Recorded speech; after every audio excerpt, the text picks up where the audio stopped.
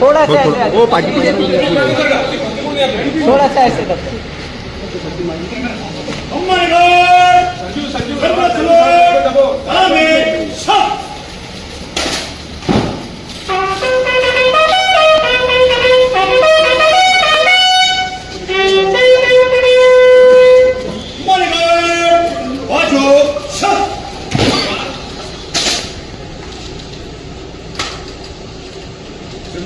Guard निरीक्षण के लिए तैयार है।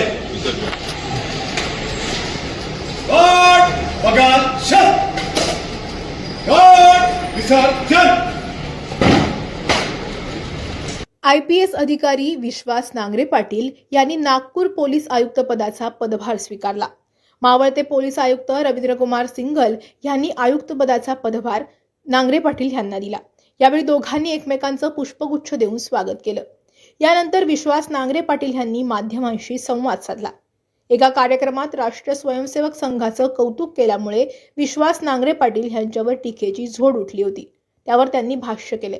विश्वास नांगरे पाटील नेमकं काय म्हणाले ते पहा।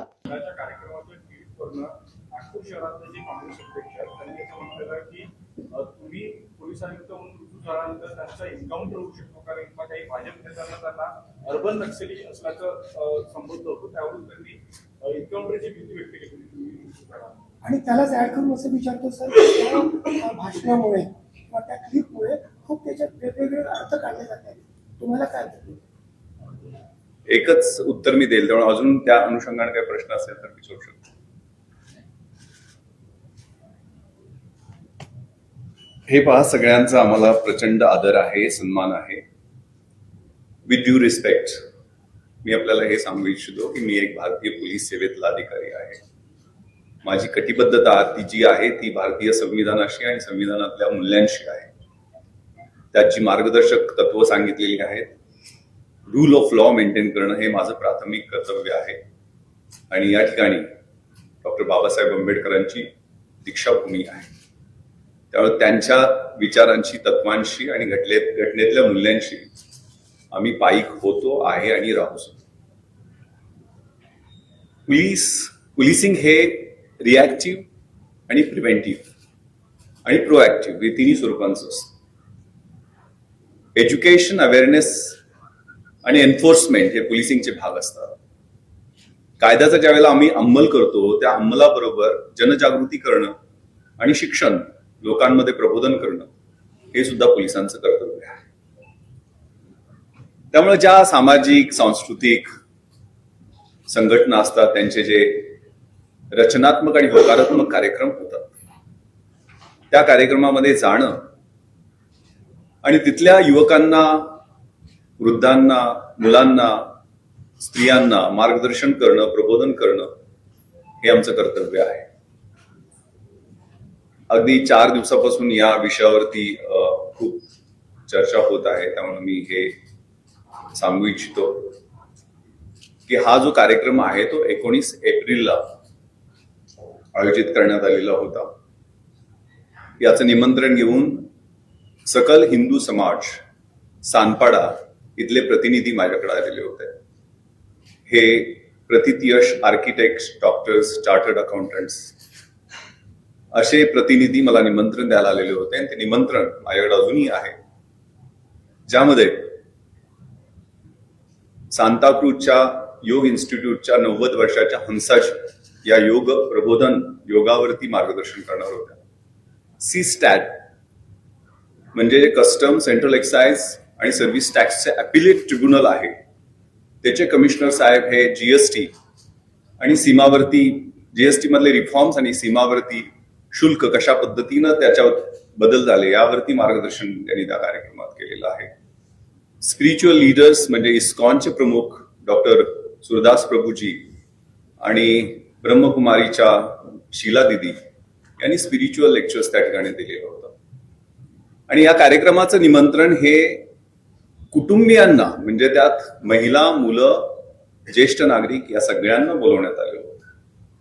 हे पहा, मी दरवर्षी रमजान ईदच्या दरम्यान वेगवेगळ्या कॅपॅसिटीमध्ये मी या महाराष्ट्रात काम केलेलं आहे। 30 वर्ष मी पोलीस सेवेत आहे. जैन धर्मियांच्या, बौद्ध धर्मियांच्या, वसई विरार आणि बँड्रामध्ये कार्यरत असताना ख्रिश्चन धर्मियांच्या कार्यक्रमाला जाणं, त्यांच्या रचनात्मक कार्यक्रमाला जाणं हे माझं नित्याच आहे आणि मी जात असतो. हाही कार्यक्रम संध्याकाळी माझ्या ऑफिसच्या आवर्स नंतर होता, त्यामुळे हा 8 वाजताचा कार्यक्रम होता. त्या कार्यक्रमासाठी मी गेलेलो होतो.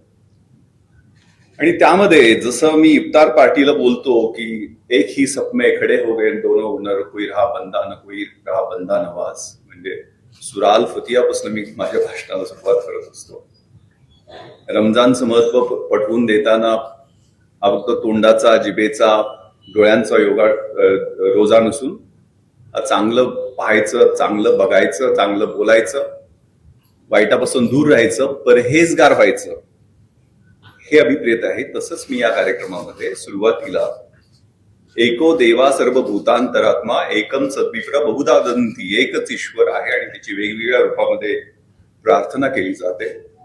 मी या भाषणामध्ये तैत्तरीय उपनिषदामधला शांती मंत्र सांगितला, ज्याच्या क्लिप्स म्हणजे सिलेक्टिव्ह एक छोटीशी क्लिप ठेवली, पण दुसऱ्या पण क्लिप्स आहेत, आपण कृपया पाहाव्या.